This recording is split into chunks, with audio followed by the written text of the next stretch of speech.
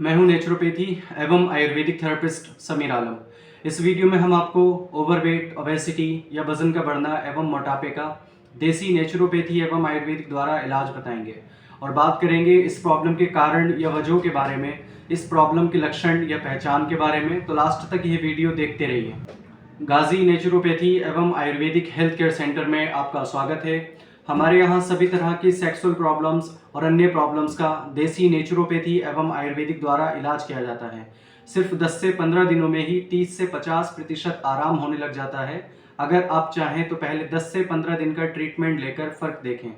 हम इस चैनल पर हेल्थ से रिलेटेड देसी इलाज की इंफॉर्मेटिव वीडियोस लाते रहते हैं, इसलिए चैनल को सब्सक्राइब कर दीजिए, बेल आइकन प्रेस कर दीजिए, वीडियो पसंद आए तो लाइक और शेयर कर दीजिए। आइए सबसे पहले जानते हैं ये ओवरवेट, ओबेसिटी या वजन का बढ़ना ये क्या है। दरअसल यह एक क्रॉनिक मेडिकल कंडीशन है जिसमें हमारे शरीर का वजन और फैट नॉर्मल से ज़्यादा बढ़ जाता है, जो कि हाइट या लंबाई के अनुसार होता है।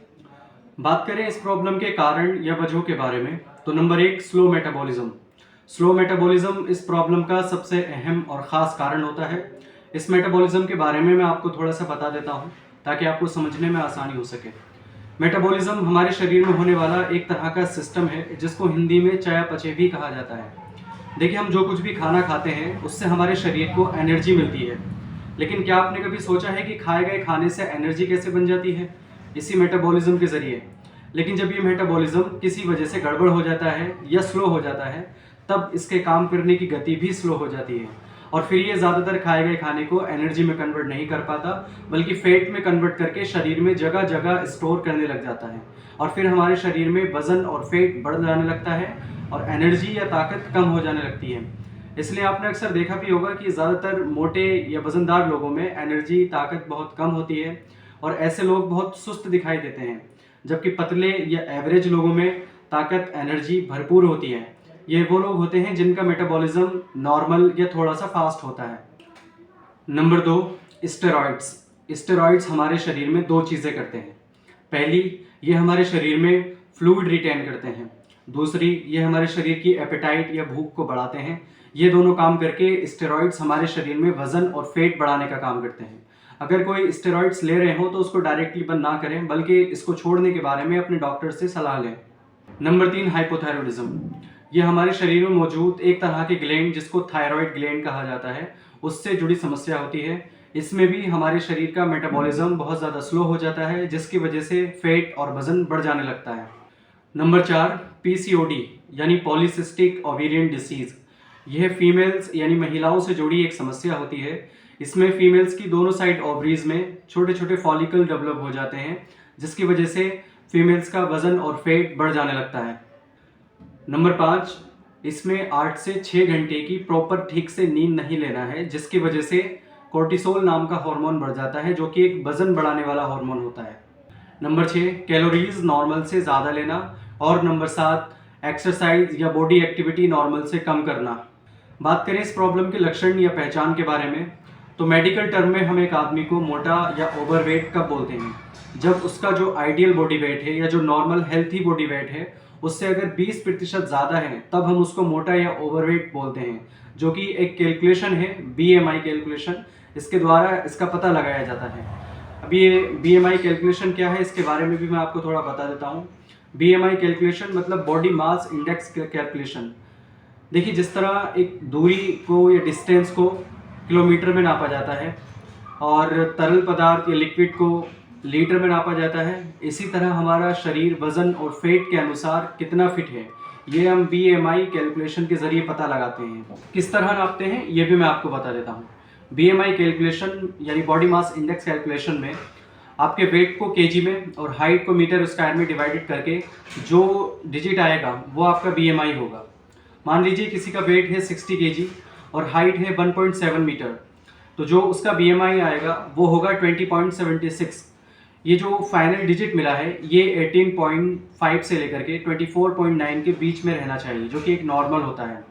18.5 से कम रहने पर आप अंडरवेट हैं। 25 से लेकर 30 के बीच में आप प्री ओबीस कहलाए जाते हैं।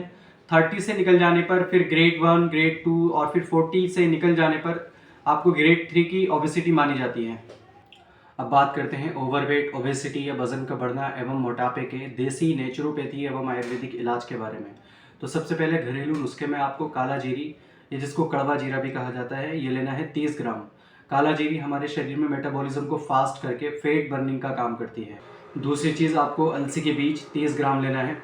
अलसी में 100 से भी ज़्यादा लिग्नेंस होते हैं जो कि भूख को दबा के रखने का काम करते हैं।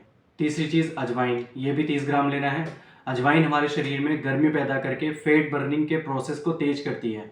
इसके बाद चौथी चीज़ सौंफ लेना है, ये भी 30 ग्राम लेना है।